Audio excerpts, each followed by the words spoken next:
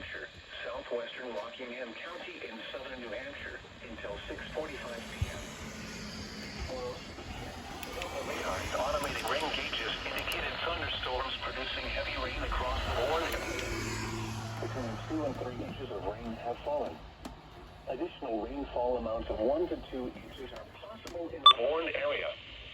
Flash flooding is ongoing or expected to begin shortly. Hazard: flash flooding caused by thunderstorms. Source: radar and automated gauges. Impact: flash flooding of small creeks and streams, urban areas, highways, streets, and underpasses, as well as other poor drainage and low-lying areas. Some locations that will experience flash flooding include Derry, Salem, Pelham, Londonderry, and Windham. This includes the following highways: Interstate 93 between mile markers 1 and 10,